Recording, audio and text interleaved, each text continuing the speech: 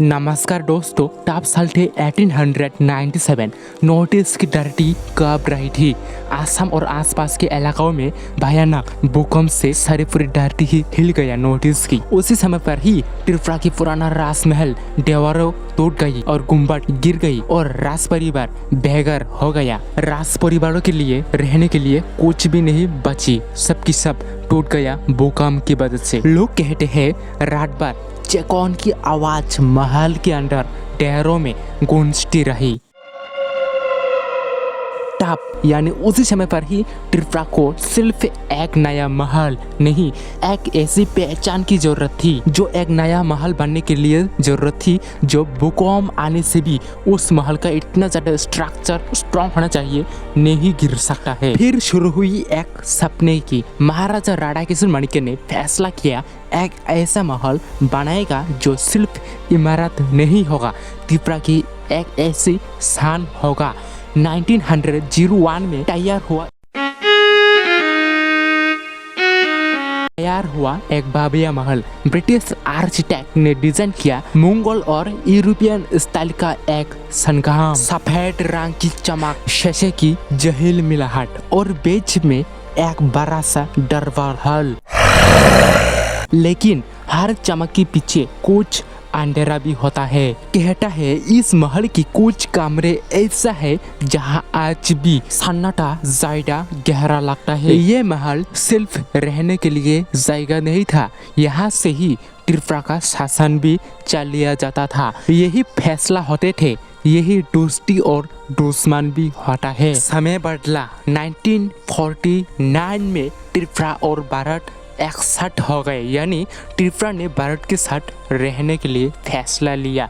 तब से शुरू हुई एक नया कहानी, यानी तब से शुरू हुई इस महल की और एक राज कहानी, जो एक नई कहानी के लिए तैयार हो गया इस महल। तो फिर जी हाँ दोस्तों, आज के इस वीडियो के अंदर हम जानने वाले हैं इस महल को बनाने से लेकर कौन बनाया था और इस राज परिवार यानी इस महल कब बनाया था और कौन सी चीज़ों में बनाया था।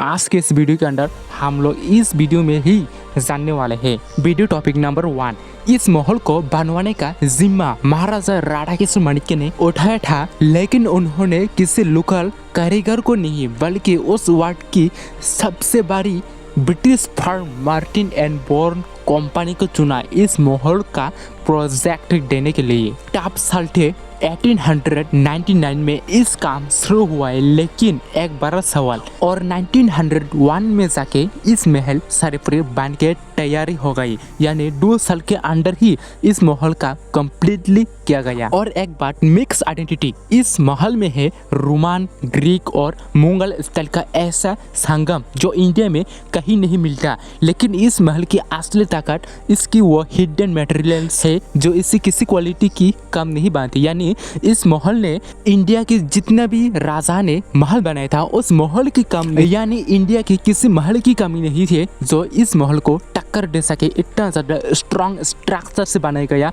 इस उज्जैन प्लेस। महाराजा राणा किशोर माणिक्य ने इतना स्ट्रॉन्ग से इस महल को बनवाया था, यानी उस समय में इस महल को बनवाने के लिए लगभग 10 लाख रुपए का खर्चा हुआ था, यानी 19 या 18 सेंचुरी का 10 लाख आज के समय में एक कराधन में होता है, इतना ज्यादा पैसा। और महल का आर्किटेक्चर इंडो साराचनिक स्टाइल में बनवाया गया था इस महल को, और इसकी अंडर फीचर्स 800 फीट लंबा स्ट्रक्चर, 2 बेड गुम्बद और 99 फीट की ऊंचाई, beautiful Mughal style garden, musical foundation, दरबार हॉल, साइंस रूम, लाइब्रेरी और रॉयल रूम्स, व्हाइट मार्बल जैसा चमकता स्ट्रक्चर और यूरोपियन स्टाइल्स की पिलर्स इसके लिए एक रॉयल लुक्स देते हैं इस महल को।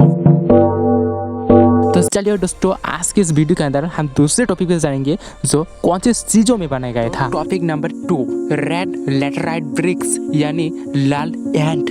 इस महल को बस मजबूत बनवाने के लिए लोकली मिलने वाले रेड लैटेराइट ब्रिक्स का बहुत ज्यादा इस्तेमाल किया गया जो इसे सालों साल ड्यूरेबल बनाते हैं। अब आते हैं पॉइंट नंबर 2, ऑयस्टर सेलाइम मॉर्टन यानी सफ्रियन का चूना।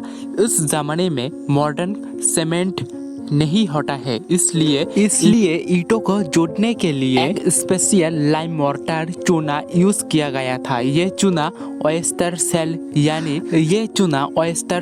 यानी समुद्री सेपियन से बनाया गया था। मोर्टार वाट के साथ और भी ज्यादा सख्त यानी हार्ड हो जाता है, इससे बिल्डिंग की स्टेबिलिटी बनती है। अब आते हैं टॉपिक नंबर 3 यानी हाइडन वार्डन फ्रेमवर्क, छुपा हुआ लकड़ी का ढांचा। इस प्लेस की सबसे बड़ी टेक्नोलॉजिकल खासियत कि इसकी बड़ी दीवारों के अंदर एक हिडन लकड़ी का फ्रेमवर्क है। ये वुडन स्ट्रक्चर बिल्डिंग की इतनी फ्लेक्सिबिलिटी देता है कि बड़े भूकंप यानी अर्थक्वेकनेस आने पर भी इस महल को कुछ नुकसान इतना ज्यादा नहीं पहुंचा सके। इस महल को रॉयल लुक देने के लिए दुनिया भर से बेस्ट मटेरियल्स मंगवाए गए थे।